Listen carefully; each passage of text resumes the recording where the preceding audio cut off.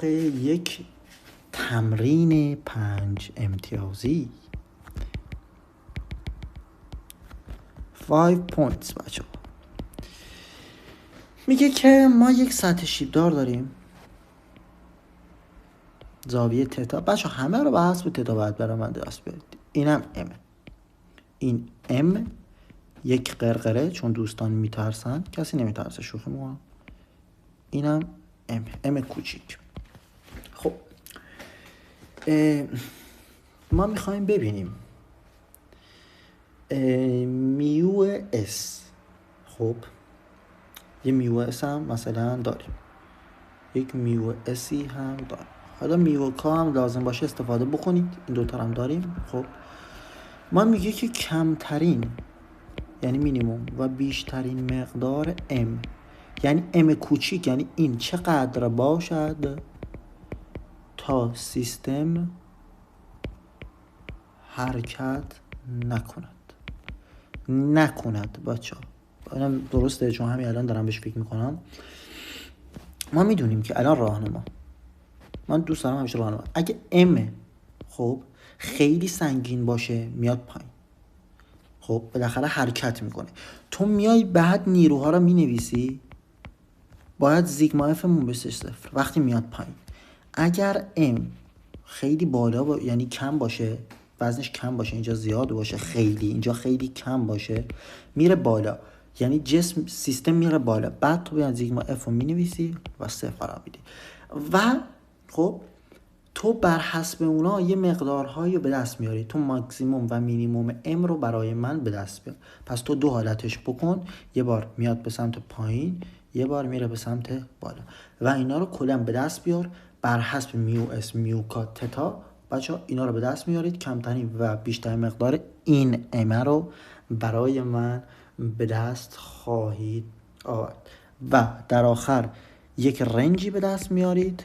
خب یعنی مثلا ام بین فلان و فلان، این ماکس ام ماکس، این ام مینه. بعد در آخر ما میفهمیم که اگر ام بین این دوتا باشد حرکت نمی کند. ببین چه مفهوم قشنگیه. یعنی اگر یه خورده از این بیشتر باشه تعادل به هم میخوره، از این اگه یه خورده از این کمتر باشه تعادل به هم میخوره. ما میخوایم کمترین و بیشترین و این رنج رو برای من به دست بیاورید. خیلی ساده. خب سوال تمرین 5 امتیازی بود. خب یک تمرین دیگه هم میخوام بهتون بدم بچه. تمرین این امتیاز نداره ولی اجباره بچه، اجبار. خب سطح شیب داره، این 30 درجه تتا 1. بچه نمیخوام مثلا بخوام تتا 1 و تتا 2 بدم، ولی خب عدد میدم. این دفعه عدد میدم، این دفعه استثناءً یک M1 داریم. اینجا T1 که نباید می نوشتم و این نوشتم براتون بچه ها. اینجا هم M2.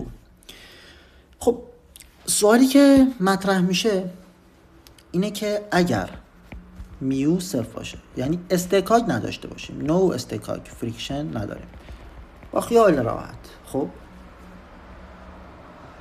اوکی این 15 کیلوگرم باشه، اینم 6 کیلوگرم. بیاید تی یا همون T1 و T2 که با هم برابرن، T1 مساوی با T2 رو برای من به دست بیارید و شتابو. بچه‌ها اول شتابو به دست بیارید راهنما. ببین من از عمد اومدم اول اینو گفتم که ببین چه جوری می‌خواید اینو به دست بیارید. بعد اول آ رو به دست بیارید. خب برای من به دست بیاورید. خب میو اس هم و میو کا هم چون حرکت میکنه میدم 2 دهم. خب اینم برای من به دست بیارید. اجباره بچه‌ها، می‌نویسید توضیح میدید. خب میخوام برم سراغ یک تمرین بسیار مهم که خودم میخوام حلش کنم و بعد از این یک تمرین دیگه حل خواهم کرد و یک سوال به شما خواهم داد که سوال 10 امتیازی. بچه یک سطح شیبدار داریم، سطح شیبدار آقای آوش امیر. بچه حس میکنم خطم یکم باز بهتر شد نسبت به جلسه قبل، جای پیشرفت هست، نگران نباشید. این دفعه قرقره ما به این وصله یک جسم 4 کیلوگرمیه بچه ها. M1 بچه من با عدد کار نمی کنم. این M1 یک جسم سنگین ترم روی اینه به اسم M2. خب اینم تتاه. میخوایم سوال این است که شتاب را به دست آورید. شتاب را به دست آورید. خب بچه ها نظر شما چیست؟ خب نظر شما چیست؟ بچه ها کدوم جسم میاد پایین، کدوم جسم میره بالا؟ جهت مهمه. سوال فنی، کدوم جسم میاد پایین، کدوم جسم میره بالا؟ ما میدونیم که بزرگتر میاد پایین دیگه، اون میره بالا. خب این چه نیروی هست؟ بچه نگاه کنید اینجا M2G سینوس تتا، یه نیرو هم اینجا هست M1G سینوس تتا. بچه آیا من استحکاک رو در نظر نگرفتمه، ولی الان تمرین بهتون میدم با استحکاک شما حل کنید. خب که یکم مغزتون درگیر بشه، تمام اینا رو با هم ببریم جلو، دمارشون رو در بیاریم بچه ها. کار نداره که بعد نگاه کنید. خب الان M2G سینوس تتا M2 اونم M1G سینوس تتا. وقتی این حرکت میکنه ما میدونیم اینجوری میشه. نگاه کن این اگه سطح شیب دارمون باشه، این پایینیه، این بالاییه، یکم رو این میاد جلو. خب ببین یکم اومده این ور، خب یکم اومده این ور. خب ما میخوایم شتابو به دست بیاریم. اگه دقت کنید قطعه بالایی بچه ها میخواهد از پایینی بزنه جلو بیاد پایین. خب پس جسم بالا میاد پایین تر و چون قرقره جسم پایین یکم میره بالاتر چون به قرقره وصله. خب حالا یعنی یه شتاب رو به این ور میگیره، خب چه نیروهایی داریم؟ ما میخوایم اینا رو در نظر بگیریم برای استحکاک. اینا مهمه و نگاه کن اینجا ما یک برای این کوچولوه، ببین برای این کلا این جسم بزرگ تمام جسمش ما این هست، برای جسم کوچیک میشه N1 میشه M1G کوسینوس تتا. خب اونم یک M2G کوسینوس تتا وارد میکنه رو به پایینن. برای آیندهشون بچه ها یه N این به این سطح به این وارد میکنه، با بنفش میکشم، یکم این سطح به این وارد میکنه. خب الان بعدا اینا رو توضیح میدم که اینا با اینا برابرن. خب وقتی این میخواد در این راستا حرکت بکنه، یعنی بیاد به سمت چپ، بیاد به سمت پایین، ما بیایم و نیروهای تعادل رو بنویسیم. کار نداره دیگه. زیگما F اولا که تمامش رو بگیریم یک سیستم. خب ما الان در برخوردها این کارو میکنیم، این که مثلا کلش یه سیستم در نظر میگیریم، با این تکنیک بازی میکنیم. M توتال که هست M1 به اضافه M2 در A. شتاب میخوام چه نیروهایی وارد میشه بچه؟ نیروهایی گفتیم استحکاک نداریم. خب نگاه کن اون جسمه داره میره بالا. خب نیروهای موافق ما چیه؟ چه نیرویی باعث میشود که شتاب ما افزایش پیدا بکند؟ چه نیروی موافق ماست وقتی اینو ول میکنیم میاد پایین؟